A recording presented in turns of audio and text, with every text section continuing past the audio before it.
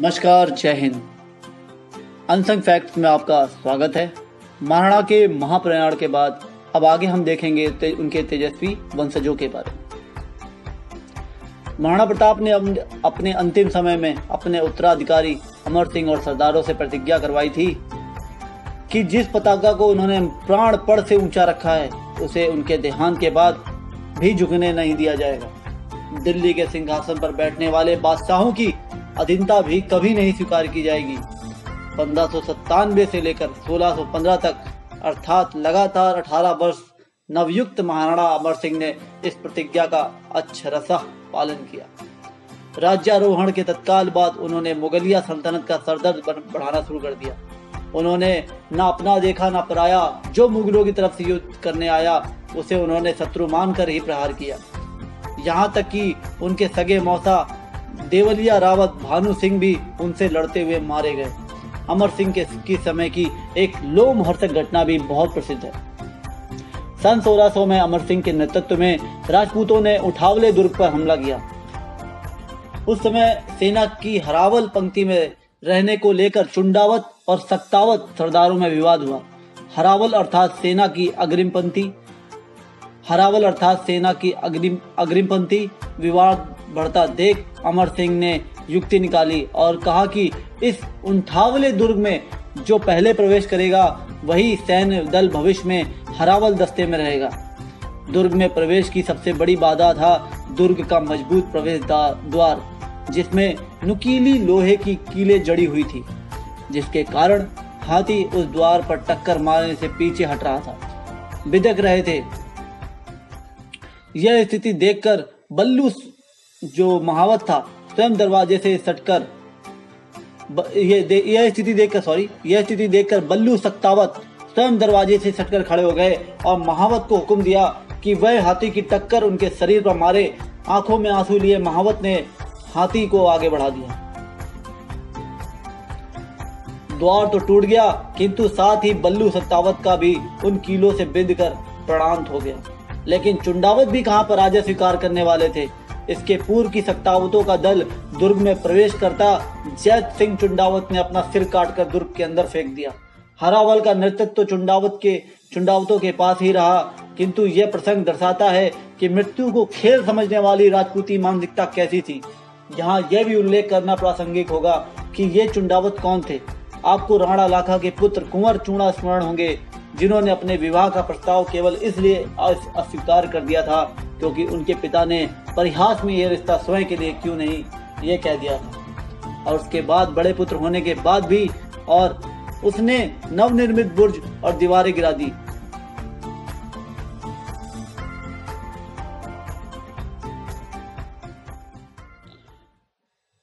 उसके बाद बड़े पुत्र होने के बाद भी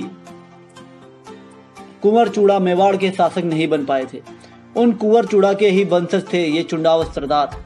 इस घटना के बाद युद्ध तो जीतना ही था। मुगल सेनानायक कायम खान मारा गया और दुर्ग पर केसरिया फहराने लगा। यह युद्ध कितना भीषण रहा होगा इसका अनुमान इस बात से ही लगाया जा सकता है कि महाराणा प्रताप के भाई शक्ति सिंह के 10 पुत्रों का इसी युद्ध में बलिदान हुआ।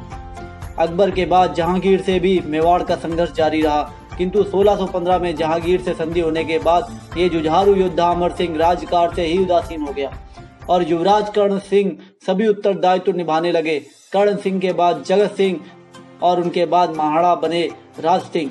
यहाँ थोड़ा जानने वाली बात है, ये जो संधि हुई थी अमर सिंह के टाइम में, लेकिन अमर सिंह इसके लिए रेडी नहीं थे, मतलब तैयार नहीं थे। तो फिर बात ये हुई संधि क्यों हुई, तो भाई महाराणा प्रताप तो मना करके गए थे कि संधि नहीं होना, लेकिन एक राज्य को चलाने के लिए धन की जरूरत पड़ती है। ऐसा नहीं था कि अमर सिंह अपने पिताजी की तरह नहीं थे कि उन्हें जंगल में रहना नहीं आता था। अमर सिंह बूढ़े हो चले थे और ये कर्ण सिंह और उनके लोगों ने बताया अपने लोगों की रक्षा करने के लिए, धन के लिए नहीं, अपने लोगों की रक्षा करने के लिए, क्योंकि बार बार मुगलों से 18 बार तो अमर सिंह ने खुद लड़ाई लड़ी। तो बार बार अगर आप लड़ाई करोगे तो आपका धन जाएगा, आपके लोग गरीबी में रहेंगे और आपके पास सेना भी छोटी, तो लोग परेशान होंगे।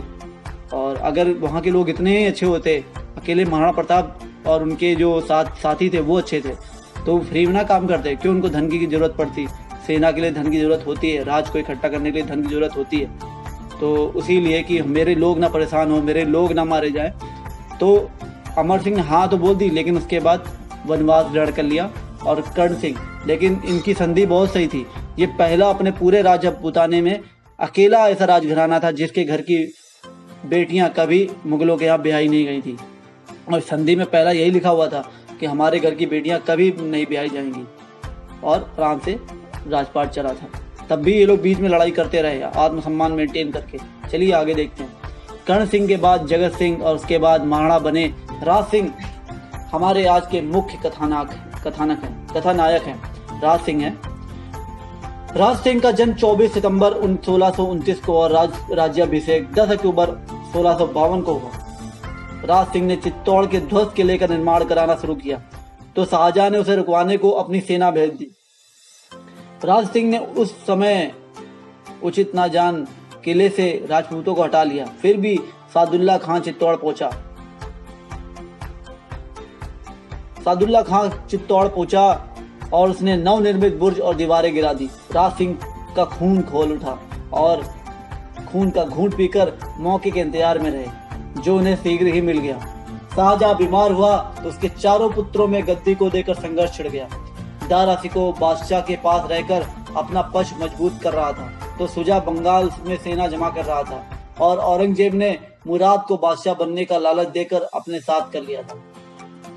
और दक्षिण से दोनों की सेनाएं आगरे पहुंची और फिर बादशाह शाहजहां कैसे कैद हुआ और 23 जुलाई 1658 को औरंगजेब कैसे बादशाह बना, ये हमारा आज का विषय नहीं है। राज सिंह ने इस आपाधापी का फायदा उठाया और मांडलगढ़, दरीबा, बनेडा, साहेबपुरे, जहाजपुर, साबर, फूलिया, केकड़ी आदि को अपने अधिकार में ले लिया। मजा ये है कि इसके बाद भी अपने बेटे सुल्तान सिंह और भाई अरी सिंह को आगरे भेजकर औरंगजेब को बधाई संदेश पहुंचाया। औरंगजेब ने भी खिलहत, सरपेज, जड़ाऊ, चोगा आदि दिया। राणा जयराज सिंह कहीं दारा शिकोह के साथ न चले जाएं, इस भय से औरंगजेब ने डूंगरपुर, बांसवाड़ा, बसावर, गयासपुर, प्रतापगढ़ आदि स्थान भी उन्हें सौंप दिए। लेकिन होनी को तो कुछ और ही मंजूर था। 1658 में किशनगढ़ के राजा रूप सिंह का देहांत होने पर उनका पुत्र मान सिंह उत्तराधिकारी हुआ। बादशाह औरंगजेब ने उसकी बहन राजकुमारी चारुमती के सौंदर्य की प्रशंसा सुनी तो उसके साथ विवाह का प्रस्ताव रखा। विवश मान सिंह के पास प्रस्ताव स्वीकार करने के अलावा कोई अन्य मार्ग ही नहीं था। चारुमती अत्यंत धार्मिक प्रवृत्ति की थी। उसने अपने भाई और माँ को स्पष्ट कह दिया कि यदि मेरी शादी किसी मुसलमान से तय की तो मैं अपने प्राण दे दूंगी, लेकिन शादी हरगिज नहीं करूंगी। लेकिन जब लगा कि परिवार में किसी का सामर्थ्य नहीं है जो उसे बचा सके तो उसने महाराणा राज सिंह के पास संदेश भेजा, जिसमें अपने दुख का पूरा हाल लिखकर प्रार्थना की कि आप मुझसे विवाह कर मेरी व मेरे धर्म की रक्षा करें। इस पर महाराणा ससैन्य किशनगढ़ पहुंचे और चारुमती से विवाह कर उसे उदयपुर ले आए। उस समय का एक लोमहर्ष वृत्तांत भी पढ़ने को मिलता है। इधर राणा राज सिंह शादी के लिए रवाना हुए, उधर औरंगजेब भी सेना लेकर शादी रुकवाने या यूं कहें कि स्वयं शादी करने को रवाना हुआ। औरंगजेब को रोकने की जिम्मेदारी संभाली मेवाड़ी राजपूतों ने। चुंडावत सरदार का विवाह कुछ समय पूर्व ही हुआ था। पति ने पत्नी से विदा ली किंतु मन तो अटक रहा था। पत्नी के मोहपास में द्वार से एक सेवक को भेजा पत्नी के पास कि कोई निशानी दे दो। पत्नी को लगा कि इतना मोह सता रहा है तो इतने भीषण युद्ध कैसे करेंगे, इतने भीषण शत्रु से युद्ध कैसे करेंगे। उसने अपना सिर काट कर निशानी के रूप में भेज दिया। चुंडावत सरदार की आंखें खुल गईं। चुपचाप उस सिर को गले से बांध लिया और घोड़े पे बैठकर सरपट चल दिया। औरंगजेब का मार रोकने मन में एक ही संकल्प था, आज एक एक यवन को तलवार से घाट उतार दूंगा। इस क्षण भंगुर शरीर के रक्त की प्रत्येक बूंद उस मवाड़ी धरा के लिए समर्पित होगी। जल्द ही औरंगजेब की सेना से सामना हो गया। तुमुल युद्ध छिड़ गया। राजपूतों ने प्राणों की बाजी लगा दी। गले में पत्नी का सिर लटकाए सरदार को देखकर उसके भीषण प्रहारों से अकुलाई मुगल सेना के पांव जल्दी ही उखड़ गए। औरंगजेब को कल्पना भी नहीं थी कि ऐसा मरणांतक युद्ध होने वाला है। वह तो केवल दूल्हा बनकर दुल्हन ले जाने आया था। उसने पैरों पीछे खींचने में ही समझदारी समझी। वे जो लाश से भरे चुंडावत सरदार सकुशल उदयपुर लौटे। लगभग उसी समय जब महाराणा राज सिंह भी चारुमती के साथ वापस आ रहे थे। उदयपुर में घर घर दिवाली मनाई जा रही थी। चुंडावत सरदार युद्धोन्माद में भूल ही चुके थे कि पत्नी का सिर उनके गले में लटका है। वे तो घर की तरफ दौड़े अपने प्रिय पत्नी को विजय का समाचार सुनाने। दरवाजे पर पहुंचकर ध्यान आया, अरे किसके पास जा रहा हूँ, कहाँ जा रहा हूँ, और फिर घर के द्वार पर ही मूर्छित होकर गिर गए और कभी नहीं उठे। पहुंच गए अपनी प्रिय पत्नी के ही पास परम धाम। सचमुच रणबांकुरे राजपूत और वीरांगनाओं की ये धरा विश्व में अपने किस्म की बेजोड़ है। उधर नाराज बादशाह ने महाराणा से गयासपुर और बसावर छीनकर देवलिये के हरसिंह रावत को दे दिए, लेकिन ये तो विरोध की शुरुआत थी। जब औरंगजेब ने अहमदाबाद का चिंतामणि मंदिर, सोमनाथ मंदिर, काशी विश्वनाथ व मथुरा में केशव राय मंदिर ध्वस्त करने के बाद गोवर्धन में वल्लभ संप्रदाय के द्वारकाधीश मंदिर की मूर्ति तोड़ने की आज्ञा दी, तो राज सिंह उस मूर्ति को मेवाड़ ले आए और कांक डोली में उन्हें प्रतिष्ठित कर दिया। इसी प्रकार जब श्रीनाथ जी के गुंसाई वृंदावन से मूर्ति लेकर बूंदी, कोटा, पुष्कर, किशनगढ़ तथा जोधपुर गए, किंतु किसी ने उस मूर्ति को अपने राज में रखना स्वीकार नहीं किया, क्योंकि सब औरंगजेब से भयभीत थे। तब गोसाई दामोदर के काका गोपीनाथ राज सिंह के पास आए। महाराणा ने कहा कि आप प्रसन्नता से श्रीनाथ जी को मेवाड़ ले आओ, हम 1 लाख राजपूतों के सिर कटने के बाद ही औरंगजेब श्रीनाथ जी को हाथ लगा सकेगा। तब वह मूर्ति मेवाड़ आई और सिहाड़नाथ द्वारे में स्थापित की गई। औरंगजेब के क्रोध का ठिकाना नहीं रहा। राज सिंह थे कि लगातार आग में घी डाले जा रहे थे।